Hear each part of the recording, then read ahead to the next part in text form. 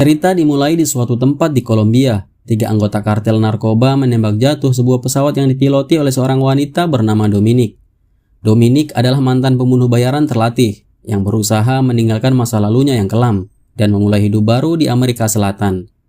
Setelah pesawat jatuh, para anggota kartel segera mendekati bangkai pesawat tersebut untuk memeriksa dan mengambil barang-barang di dalamnya. Héctor, ¿Qué pasó, jefe? checa. Pitolo. Sí. Ahí adentro está pesadito. ¿Por qué no lo dispara ya, huevón? Salah satu dari mereka masuk ke kokpit dan menemukan Dominic yang terlihat tidak berdaya. Namun ketika pria itu hendak melancarkan niat buruknya, tiba-tiba Dominic yang ternyata hanya berpura-pura pingsan, bangkit dan langsung menyerangnya hingga tewas.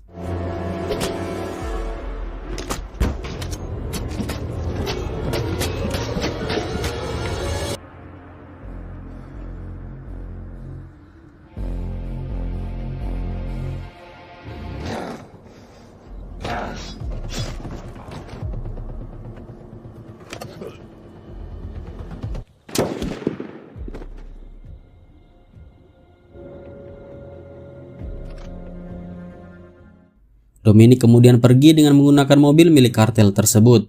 Ia berhenti di sebuah kota bernama San Lucas, yang dikenal sebagai sarang kartel, koruptor, dan kriminal lainnya. Di sana ia mengubur barang-barangnya dan membakar mobil yang ia gunakan untuk menghilangkan jejak.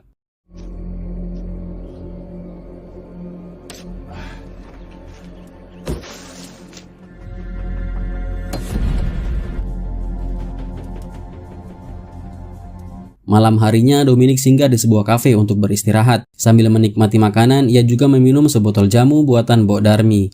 Kehadirannya di kafe tersebut menarik perhatian banyak orang, termasuk para kriminal yang berada di tempat itu. Salah satu yang memperhatikannya adalah Julio, seorang polisi. Melihat Dominic yang tampak terancam, Julio mendekatinya dan mencoba mengajaknya berbicara. Namun, Dominic hanya membalas dengan tatapan tajam. Julio memberinya sedikit gambaran tentang situasi berbahaya di San Lucas, terutama bagi wanita asing seperti Dominic. Ia juga memperingatkan agar Dominic tidak terlalu banyak minum alkohol, karena bisa berbahaya buat dirinya sendiri. Maybe you should slow down. I just don't want you to have any trouble. Percakapan singkat itu berakhir dengan Julio membawa Dominic ke rumahnya. Keesokan paginya Dominic bangun dengan kondisi kurang fit akibat luka di kepalanya. Mereka berbincang sebentar, tetapi pembicaraan mereka terpotong oleh panggilan telepon yang mengabarkan adanya sebuah pesawat yang ditembak jatuh. Now I can buy a car. Yeah, to the party shop in town. How did you get here? It's a long story. I had a good time last night. And you? Yeah. Waduh. Meski Dominic tahu bahwa yang dimaksud adalah pesawatnya, ia tetap berusaha untuk tetap tenang. There was a small plane shot down by the local cartel. I will be back maybe in a couple hours. Please, just make yourself comfortable. Who lives there? My sister Paulina and her kids. I don't even know your name. Dominic. You call me Julio. Julio segera pergi untuk menangani situasi tersebut. Sementara itu, di kantor polisi, para petugas membawa mayat anggota kartel yang dibunuh oleh Dominic. Mereka menduga bahwa pelakunya adalah orang yang berada di pesawat yang jatuh, lalu melarikan diri.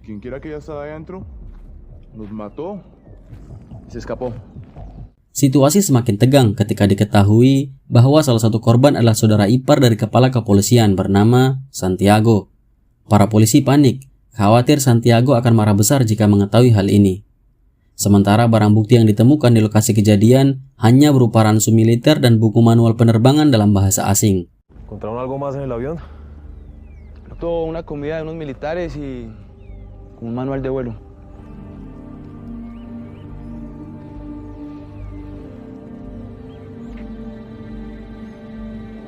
Kembali ke rumah Julio, kondisi Dominic semakin memburuk akibat infeksi di kepalanya dan dehidrasi parah, membuatnya sampai tak sadarkan diri. ¿Cómo se dice orgasmo en inglés? ¿Culicagada tiene idea de lo que significa? Un orgasmo es cuando una niña y un niño se enamoran. ¡Es una mentira! No, usted a mí no me habla así, culicagada, porque es que les va a ganar. Are you okay? Dalam keadaan tak sadarkan diri, ia teringat kenangan pahit di masa lalu ketika ia dan suaminya berencana akan pergi ke Amerika Selatan, tetapi dihadang oleh kelompok mafia. Meski Dominic berhasil membunuh semua mafia tersebut, tapi suaminya tidak selamat.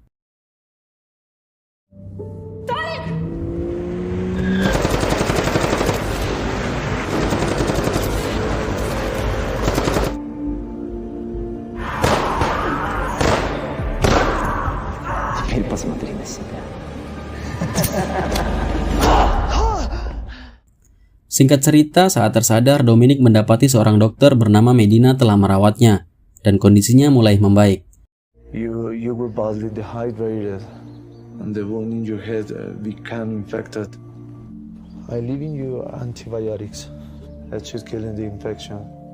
Breakfast will be ready soon. You're welcome to join us. Setelah itu, Dominic makan bersama Giulio dan keluarganya. Dalam kesempatan ini, keluarga Giulio bertanya lagi bagaimana Dominic bisa sampai ke San Lucas. Namun, ia menghindar dengan jawaban yang samar. Giulio tampak tidak percaya, tetapi hanya menarik napas dalam tanpa memberikan reaksi. How you came to be in San Lucas?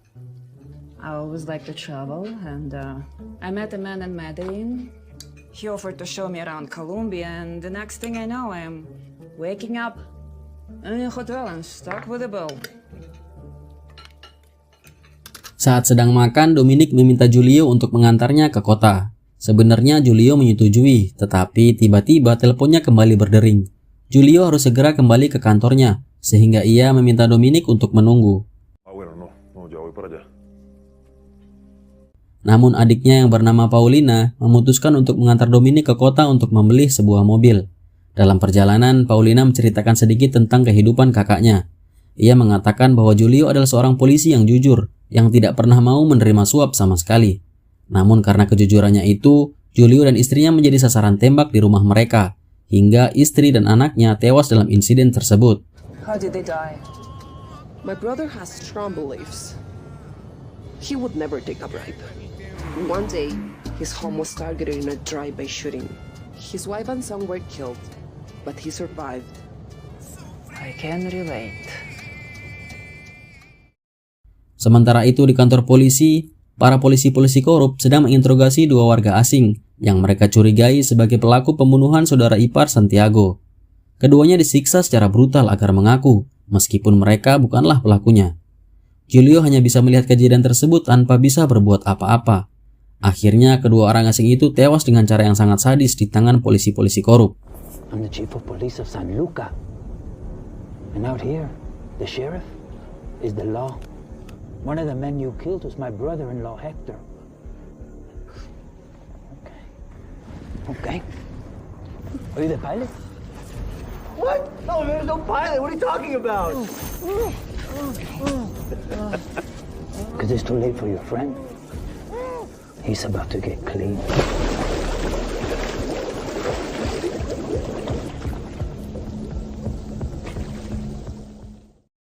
Saat malam hari di rumah Giulio sedang berlangsung pesta ulang tahun keponakannya yang bernama April.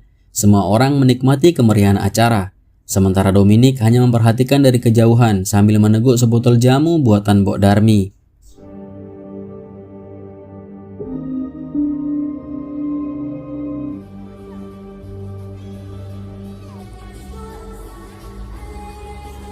Di tengah pesta, Giulio diam-diam menyalin rekaman video penyiksaan yang dilakukan oleh rekan-rekan polisi korupnya tadi siang. Ternyata Giulio sudah merekam semua adegan itu secara diam-diam.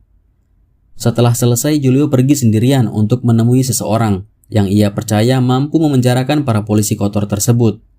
Namun tanpa disangka, orang itu ternyata bersekongkol dengan para polisi korup, sehingga Giulio pun disergap dan ditangkap. Comandante Santiago está recibiendo órdenes de la mismísima Gabriela de la Cruz. Comandante Santiago es un malparido, es una rata. Tiene que pagar por lo que está haciendo y ya tenemos las pruebas.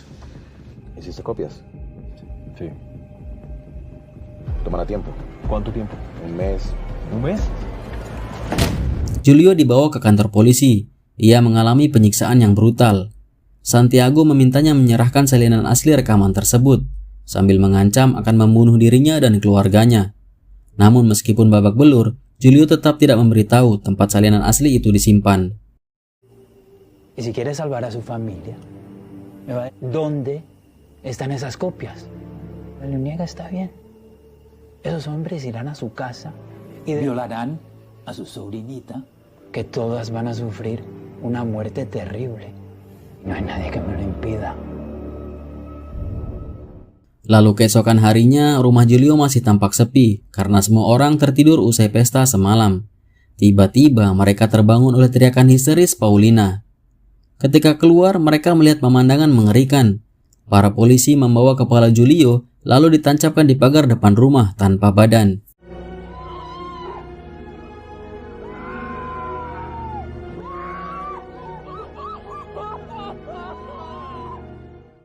Semua anggota keluarga menangis histeris. Lalu Dominic keluar menemui Navarro.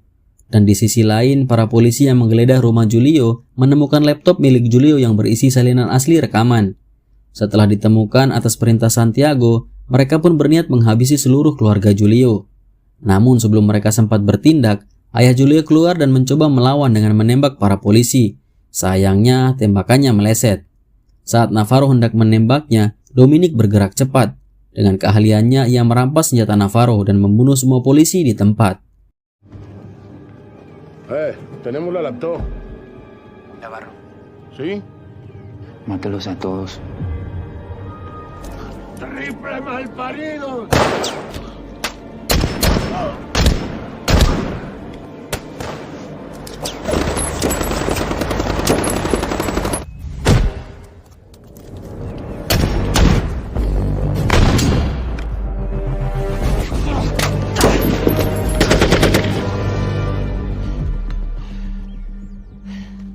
Satu orang yang berhasil melarikan diri melaporkan kejadian itu kepada Santiago.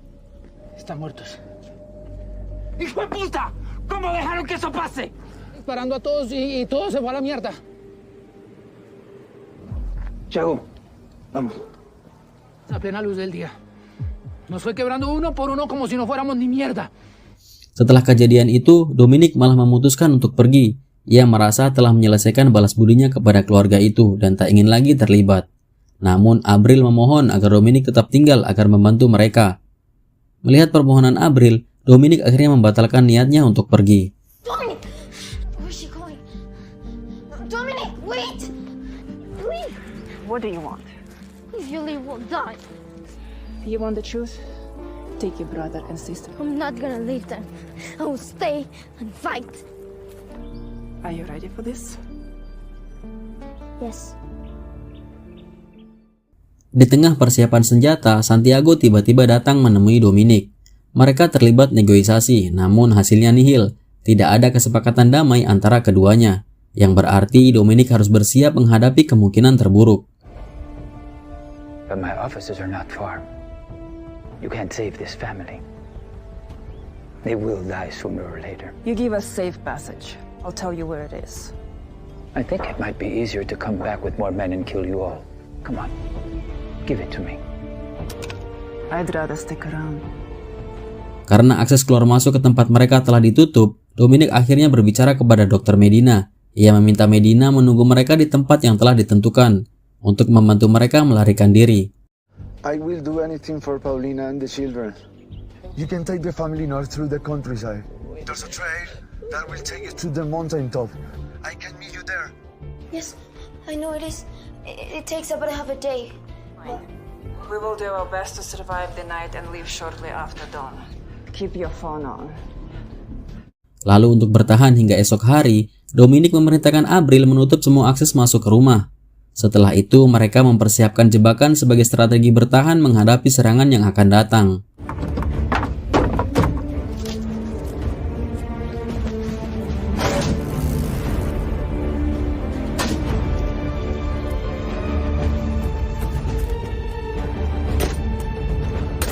When I do that, it means get ready. 2 clicks and you flip this breaker on.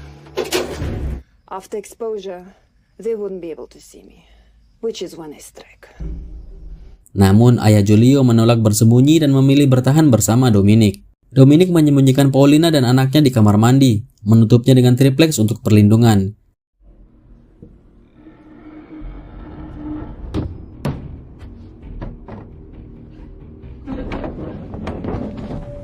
Beberapa saat kemudian, Santiago bersama pasukan bantuannya akhirnya tiba.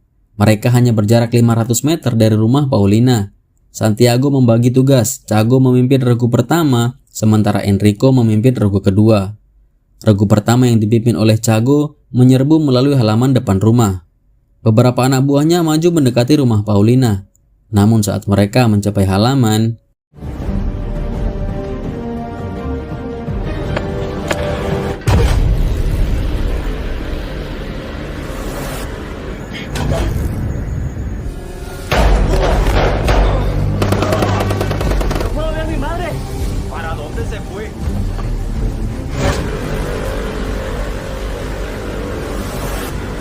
¡Destruyan las malditas luces!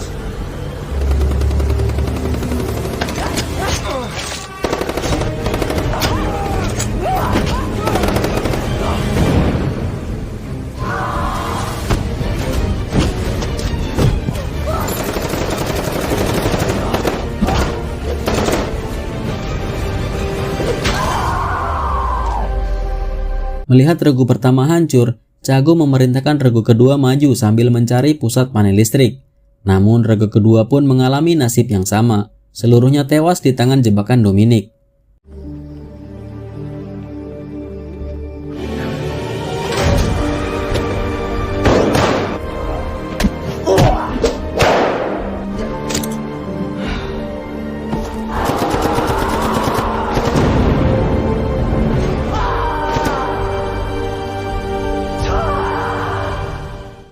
Lalu momen dramatis terjadi. Di tengah kekacauan, Paulina yang sedang hamil besar tidak mampu lagi menahan rasa sakit.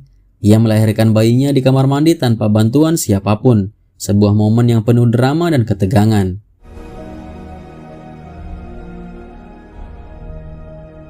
Sementara itu, Chago yang mulai putus asa memerintahkan pasukan yang tersisa untuk menyerang rumah secara langsung. Namun usaha itu berakhir tragis. Satu persatu mereka tewas di tangan Dominic. Chago yang sempat memberikan perlawanan akhirnya juga tewas terkena tembakan ayah Julio.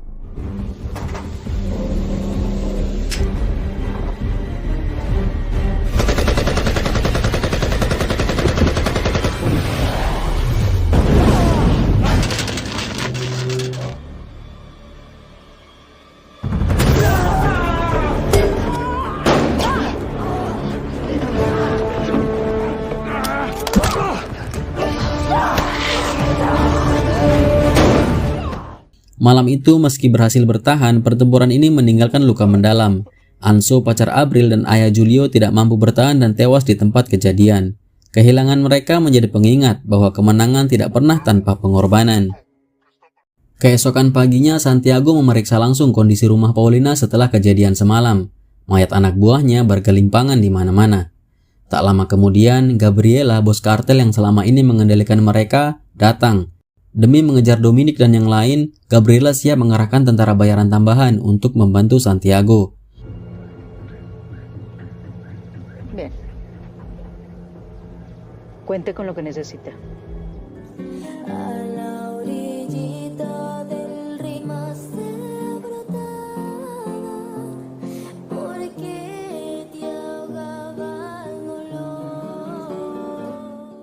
Sementara itu, Dominic dan yang lainnya sudah pergi melalui jalan alternatif menuju titik yang telah ditentukan.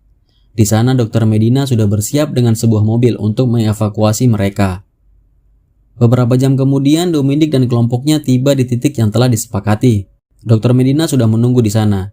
Setelah Dominic memberikan uang kepada Paulina sebagai bekal memulai hidup baru, mereka segera masuk ke mobil. Namun tiba-tiba... Súbanse ahí rápido. Hermoso. Tengan seguro que esto se va a mover mucho.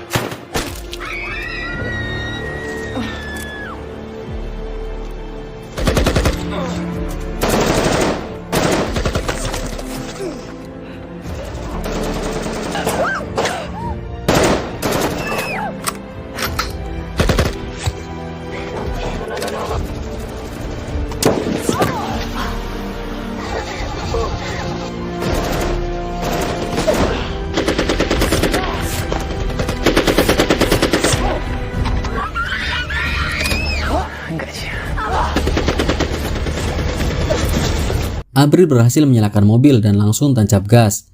Dominic hanya bisa melepaskannya dengan perasaan lega dan senyuman kecil di wajahnya. Tapi perjuangan mereka ternyata belum selesai. Tentara bayaran sisa mengejar mereka menggunakan senjata berat, menghadang jalan dan memberondong mobil yang dikendarai Abril dengan tembakan.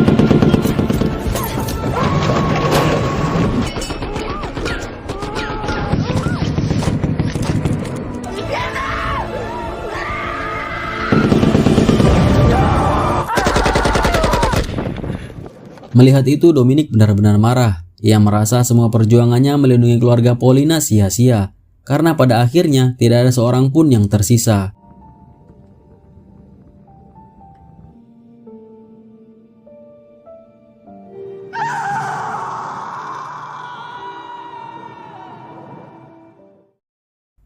Beberapa hari kemudian, Santiago dan istrinya melihat sebuah berita di mana kejahatan Santiago telah tersebar ke media. Mereka pun panik dan segera pergi ke rumah Gabriela untuk meminta perlindungan. Discúlpeme, no le contesté porque es que me pareció una estupidez. Pero entonces dígame, ¿qué podemos hacer por usted? No tenemos a dónde ir. Necesitamos tu ayuda para poder salir del país a donde sea que podemos escapar. Claro. Su familia y usted se pueden quedar en mi casa mientras tanto. Vengan. Tengo artillería antiaérea, tengo tanques, aquí nadie se va a venir a buscarlo. Di sisi lain, Dominic kembali ke tempat di mana ia dulu menguburkan sesuatu. Ternyata isi kotak tersebut adalah senjata lengkap serta tumpukan uang tunai. Setelah itu, ketika kehilangan merenggut segalanya, kita belajar bahwa waktu tak pernah benar-benar menyembuhkannya, hanya mengajarkan kita cara bertahan. Sebuah akhir bukanlah titik, melainkan awal dari perjalanan baru. Sampai jumpa di kisah berikutnya, semoga hari-hari kita dipenuhi makna. Meski luka tak sepenuhnya hilang. Film pun tamat.